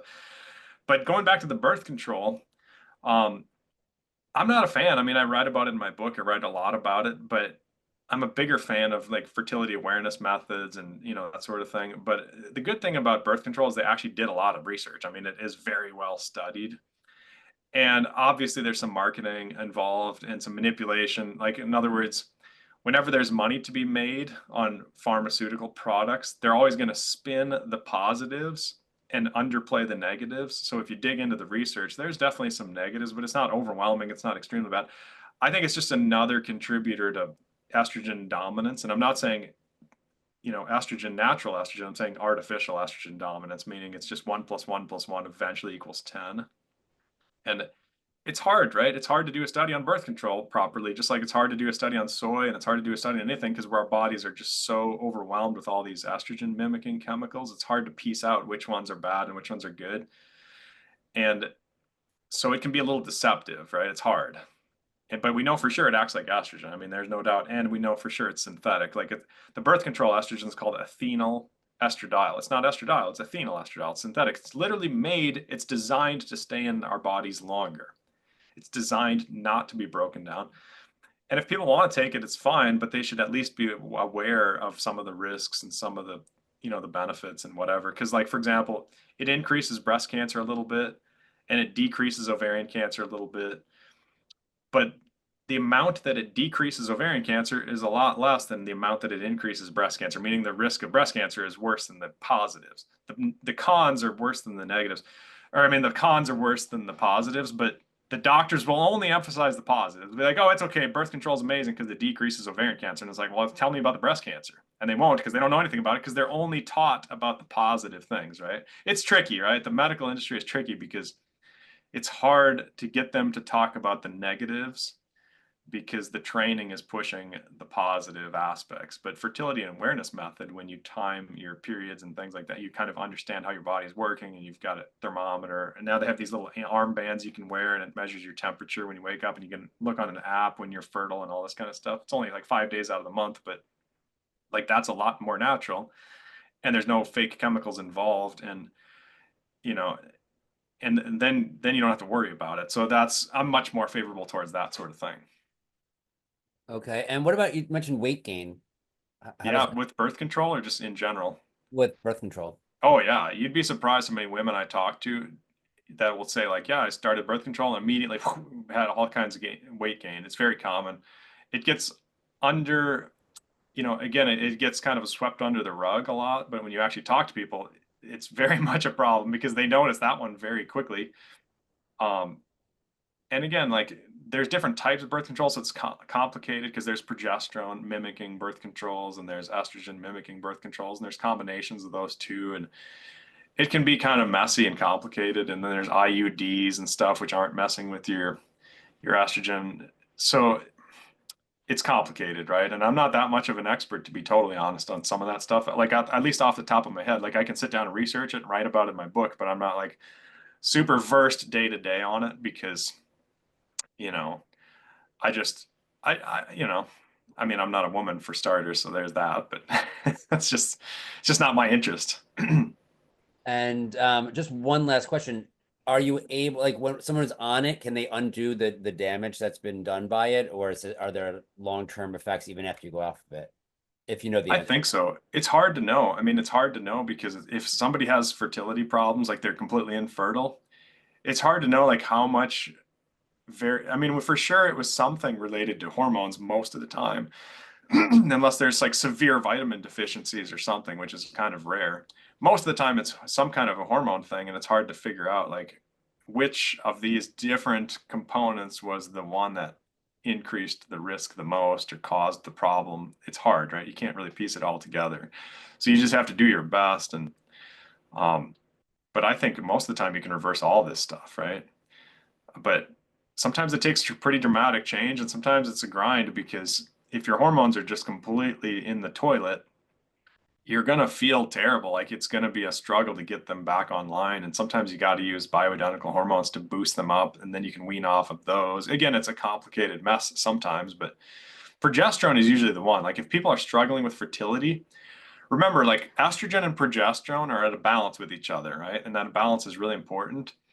And if you're over estrogenized, meaning you have too much of these fake estrogens, a lot of times progesterone balances that out, whether you can see it on a blood test or not. Because remember, you can't see BPA on a blood test, you can't see phthalates on a blood test, you can't see parabens on a blood test, stuff like that. But if you'd be shocked by how many women are infertile or having miscarriage 6, 7 times, and then they take progesterone, no more miscarriages.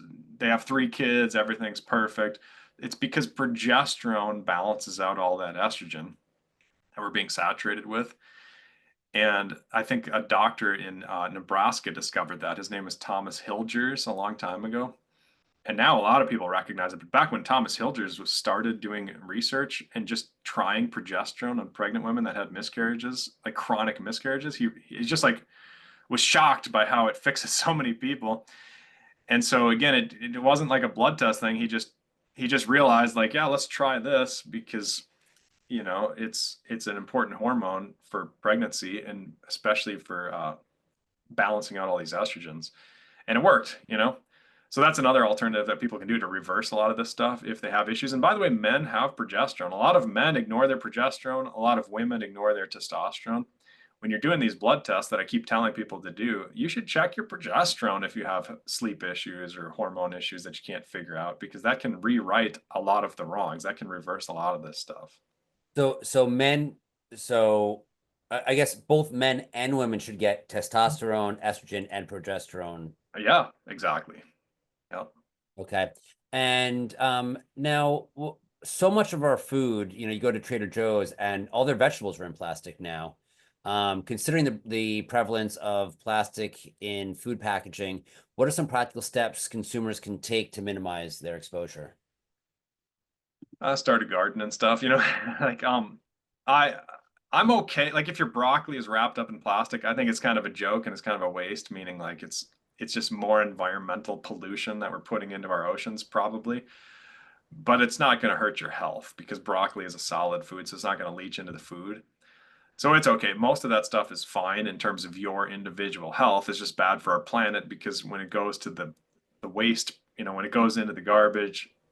I lived in Austria for a while in Europe, and they were very meticulous about like, here's where the waste food goes, which ultimately goes to, like uh, a different. Here's where the waste food goes. Here's where the waste plastic goes. Here's where the cans go. They had like 6 different trash cans every day that you'd put all your stuff in. You couldn't just throw stuff in the trash can because they were so meticulous about like making fertilizer from your waste foods and organic fertilizers and things like they just dump everything. In America, we just dump everything and then ultimately we ship it over to China and then China turns around and dumps it in the ocean half the time, probably most of the time. I don't know. I don't know all the details, but I know what's going on. And so it irritates me to no end that we're wrapping all these things in plastic that don't need to be in plastic. Like you go on Christmas Day and people just have all these toys, just they're all plastic toys that aren't going to last a few months and then they're going to break and then they're all wrapped up in plastic. Like it's not necessarily a health hazard on a personal level right away, but it's an environmental hazard. I'm not a fan of that either, just personally.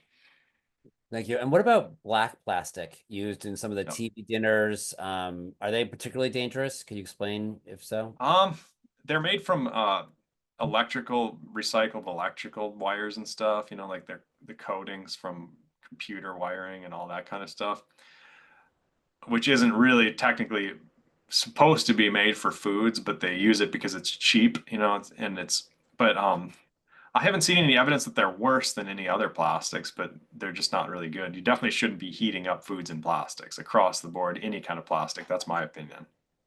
And it used to be that, pipes were, you had copper pipes, you had clay pipes. Hmm. Now you have PVC. PEX has become wildly popular. I'm not sure the exact plastic that is. Um, Yep. Given that it's being used in our water pipes, what are your recommendations for ensuring the safety of our water? You mentioned filtering. Does that clean that out? Yep, exactly. Like it's for sure coming in. Um, there are studies on PEX. It does have phthalates. PVC is much worse. It has a lot worse phthalates, but PEX has phthalates. Um, and copper can be toxic too if you have way too much copper. So you still want to filter. I mean, the problem is people are like, well, I got copper pipes in my house, so I don't need to filter your water. But it's like, well, how did the water get to your house? You didn't have a spring in your backyard.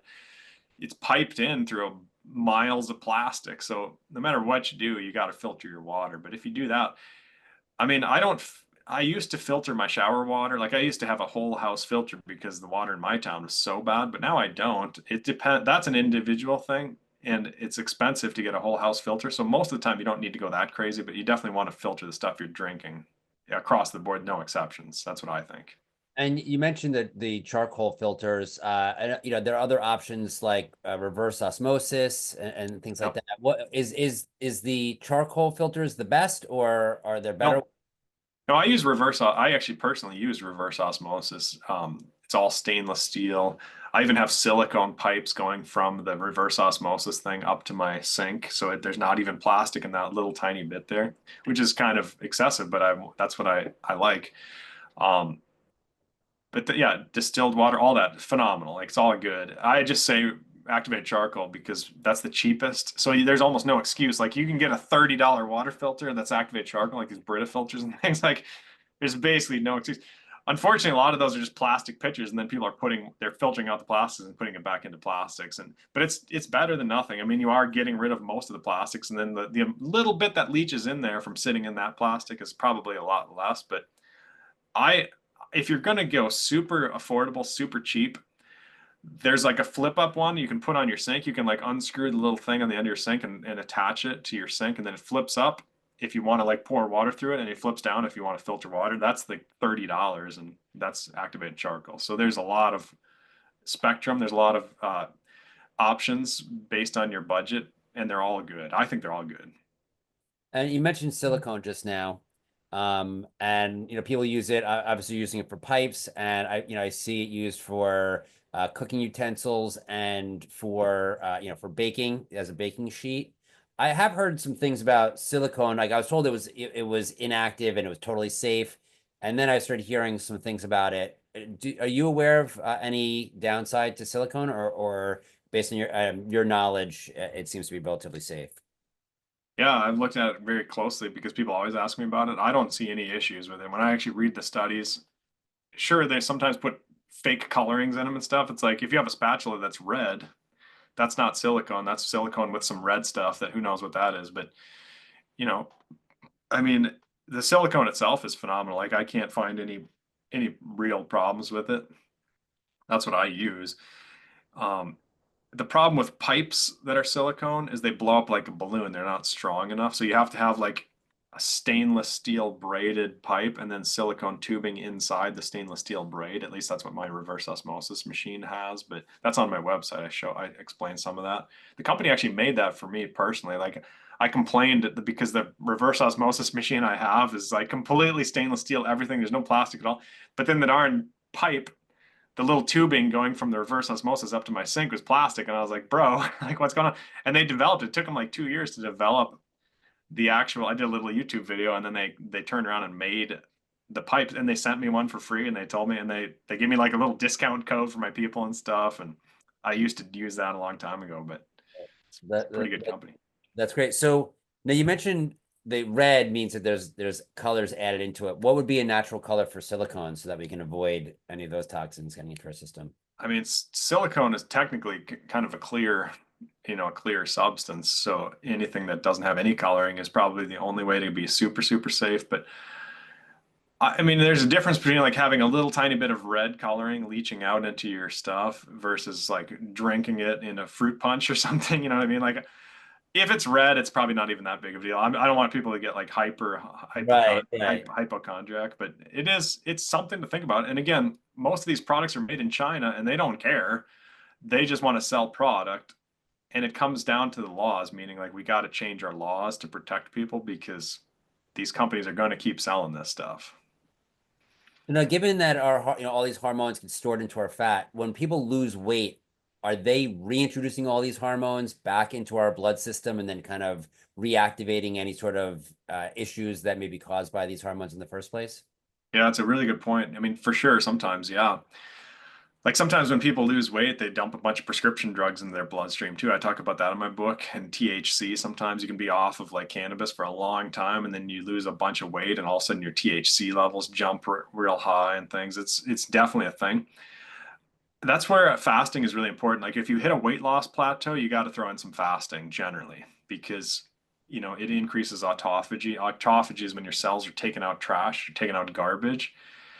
Um, so that's where like a 24-hour fast is good in certain situations. Again, everybody's different, so you can't like make a global recommendation for fasting or anything like that, but that's an effective way to kind of help with that. And then be extra cognizant. You need to do extra sweating and extra exercise and that sort of stuff, right? Okay. So I guess in theory, you could reintroduce all these chemicals that are obesogens back into your blood supply, making it hard for you to lose weight. So Yep. by doing the fasting, it'll kind of like really break down the cells, like kind of force them to go through autophagy. Is that Yeah, that's what you see in real life too. Like you see when people hit weight loss plateaus, they throw in some fasting and then they can push through those weight loss plateaus most of the time. And that's what the late weight loss plateau is a lot of times. It's like, oh, I did so well and I lost so much weight and then I hit this plateau and boom, I couldn't. It's that exact effect. That's exactly what's happening. Um, and that usually works. It's surprising how often it works just to get some fasting in there. you? So we have about a minute left. So I'm going to ask one more question. So you talked about, pesticides, those chemicals in, that get into our food. Do we avoid those chemicals by eating organic food? Yeah, for the most part. I mean, I think there's some manipulation of the organic label and some nonsense that they do, but it's pretty good. I mean, I certainly try my best to, like I get my milk directly from a farmer here where I live. I'm pretty close. I drive over there. My wife usually does it, but I go over there. He's got a big stainless steel tank, and he opens up the thing, and I hold my little glass jars, my little like canning jars under it or whatever, and I fill them up and I put them in a cooler. I do that kind of stuff as much as I can. My wife has a big garden, you know. Like when I lived in Boston, it was funny. I ripped out, my landlord was okay with me ripping out the grass and building a garden Wow. in my little tiny yard. There's things you can do if you're really motivated. And I try and do all that, you know, but it depends. I mean, there's definitely like a dirty dozen type thing, right? And I'm not that much of an expert, but there's definitely some products that are much more pesticide rich than other products. And I'm a big fan of getting organic for the ones that matter the most, but it's better. Yeah. Great. Thank you. Well, with that, I would like to say thank you so much, Mhm. Dr. J. Really appreciate it. Thanks. We can unmute the audience, please. Yep. Thank Thank you. you so much. Thank you. Thanks, Thank guys. you. Thank Thanks,